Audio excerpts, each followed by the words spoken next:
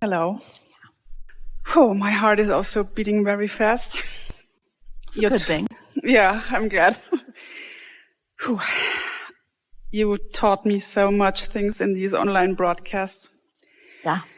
And you also kicked my ass a few times. So I'm a little bit Not afraid. our intention, but did it soothe you eventually? Yeah, it did. Well, you're a powerful asker. You really want to know this stuff. And your emotions let you know in the moment that you are out of whack with something. But if you don't notice it, sometimes when you're asking for something in a strong way, we want you to know what it is that you must accomplish if you want to change. You can't just keep talking about what is and get something improved. Yeah. Yeah. I would like to talk about love, the state of love. Obviously, Excuse us. The vibration of love. She wants to talk about the vibration of love. Yeah.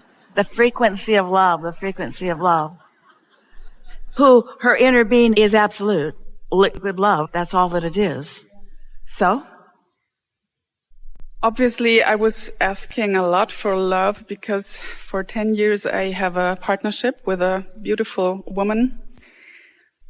And 5 years ago, I also fell in love with my best friend. She's also a woman.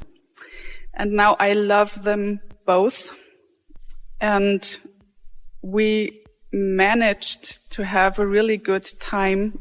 The three of us, they are also friends. And when we all manage to be in a good mood, it is, well, maybe I'm exaggerating, but it feels like holy to be three of us and three women in the mood of love. And we talked about going on holidays together. We even talk about maybe living sometimes together. And it feels like such a big project. I never really wished to love two. I was actually really okay with one woman, but now there are two. Sorry. And when one of the three of us falls out of this alignment, it's so unbearable. So I wanted to ask you, what is on the one side the potential of this constellation, and what is my role? Is it just keeping myself whenever I can in the state of alignment and in the feeling of love? It really is that. But you said something earlier that is a piece of this that we think will help you to get it into place. And we're going to ask you to repeat it, but you talked about the three of you were honing. Talk about that. Holy. It felt like, sometimes it feels like holy project. This is why we heard it the way we heard it. Because you're three people who are calibrating to each other. We know that you want to say we're calibrating to our inner beings, but you're aware of each other, you're calibrating to each other, and as long as that is what's going on, there's never going to be a steady, it doesn't have to be, but have you noticed that when there are three, often there is one on the outs? Hear this, it's so important. This will crack the code for all of you on so many things as you hear this. So think about this threesome that really want to be a threesome, want to really be together, and want to get along together and want to live happily ever after, let's say, together. And like so many humans have learned to calibrate to other humans. And so as you're doing that, there's a way to explain this that all of you will hear and feel at the same time. Any one of you can with great ease calibrate to your inner being, because your inner being always maintains a frequency and holds it right there for you to find. It's just this never-ending flow from your inner being, always there in that vibration of love and pure positive energy for you to match up to. Never moving around to accommodate you. Steady in one place so that there's no confusion about what you have to do to get there. And we've talked about this a lot. You can feel your way there. But imagine trying to calibrate to a human instead who isn't steady on that yet. And so you're trying to calibrate, but there's nothing steady on the other side. So sometimes you sort of luck out and you match up. And it's easier for two to do that, but three? Are you kidding? It's the attempt at calibrating to what's not steady that is keeping your boat rocking all the time like that. Where if any one of you, and it'd be lovely if all three of you, understood the value and the art of calibrating to who you really are so that you're calibrated and in alignment, and you're calibrated in alignment, and you're calibrated in alignment. And really, we want to say to you, and you will hear this, that's how the three of you came together to begin with. It's like you were all in alignment, but you just can't maintain an alignment that's trying to calibrate to something that's moving around all the time. If you don't know what the perfect pitch is, you can't tune your instrument. If you don't know what frequency that you've agreed on, you can't tune your equipment. There has to be something steady to calibrate to. And three people trying to calibrate to each other, it's not ever going to work. But three people who have calibrated to their inner being and are doing it on a steady enough basis, you can live happily ever after together.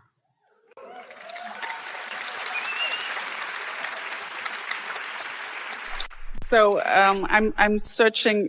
Maybe it's not the right approach, but could the sense of this project be getting that faster?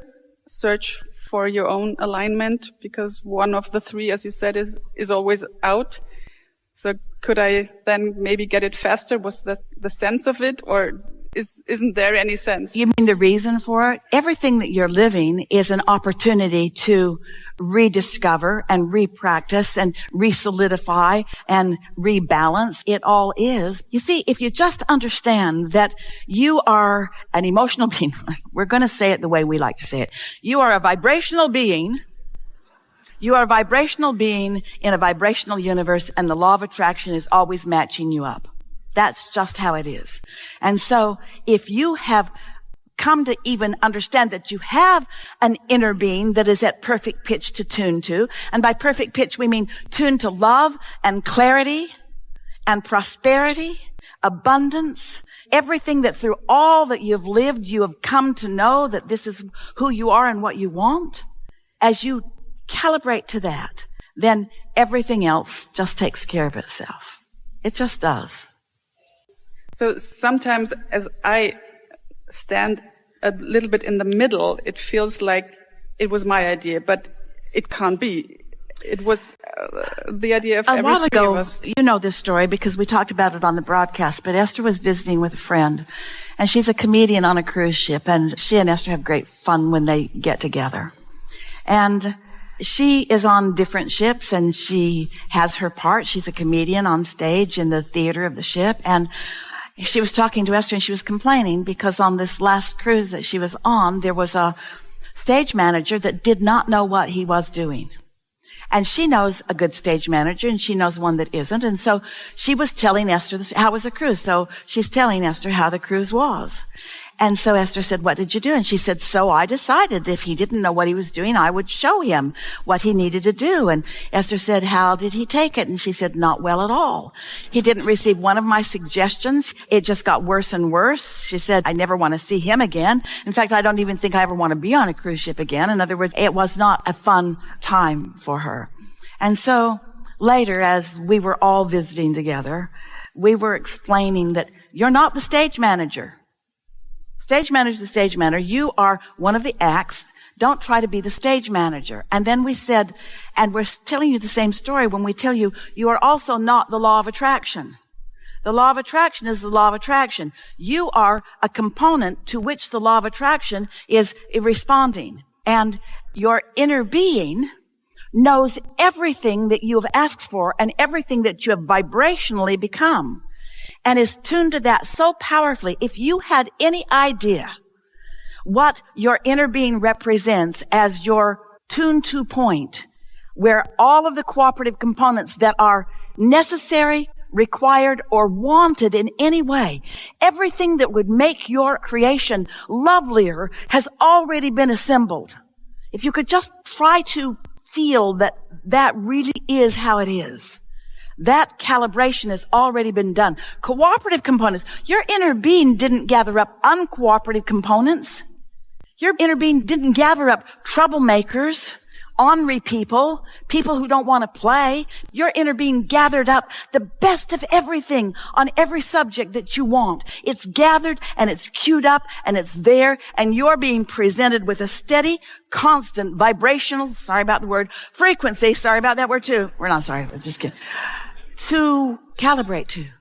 So instead of trying to set the goals and make the decisions and control things into place. Well, I'll be subtle, or I'll be straight up, or I'll hint, I'll demand, or I'll blame, or I'll criticize, or I'll cajole, I'll threaten. Think how much is going on in your world that really believes that their happiness depends upon their ability to control you, and all the antics that they go through in trying to control you. And how's that working out for any of you? It just isn't working out. When every single one of you has this focal point of cooperative components that are being gathered, we're doing the best cell job that we can do in order to make you want to do one singular thing only. Be a cooperative component so that the law of attraction can match you with your true matches. Not by manipulation, not by justification, not by defending anything, but because you have found out. It just feels good to feel good. And that thought does feel good. And so I think that as much as I can. And that one doesn't. So I'm going to think that one instead. And when you say, I'm not going to think about that, you're thinking about that thing you're not going to think about. That's why we're asking you to focus on the existing matches. So when you really get it, that you're not the stage manager and you're not the law of attraction, but that you are a vibrating entity because of what you're focused upon, and you've decided to calibrate what you focus on to how it feels when you focus on it, now you are a steady calibration to that source energy that is there for you. And now, have you heard us say, many of you have listened to us for a long time, have you heard us say that one who is in alignment with who you really are more powerful in the sense of your power of influence than millions who are not? When you hook up with that kind of attraction power, others, it's almost impossible for them not to calibrate to your vibration. When you stood before Jesus and you were dripping your illness, he was calibrated to your wellness. That's what he did. That's who he was. That's what he practiced. That's what he felt. He calibrated to that. Not 100% of the time, but enough of the time. He calibrated to who he really is. And when you stood before him dripping your illness could not abide in that vibration. The vibration around him was a vibration of wellness. And your illness bounced off. And then he said, don't talk about it. He said, go forth and tell no one. Don't go talking about this. They'll talk you back into that wonky calibration to that other stuff, that justification and that guilt and that unworthiness stuff that humans pass around from one to another unnecessarily. You hearing it? You feel your way into alignment. And they will or they won't. But if they won't, that's all right. Every single person, talking about the human part of you, every one of you is like the universe at large with all possibilities there. In other words, you have the potential for loving or hating. You have the potential for clarity or confusion. You're like everything that's in the universe.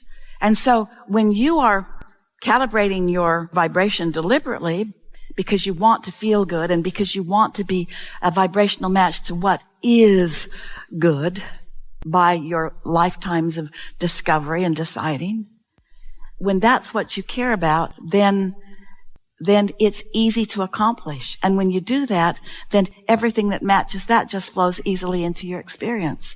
It's like this. This is really what's going on with you all day, every day. You're moving with a vibration, and things that match you are coming on the upper half of the scale or on the lower half of the scale.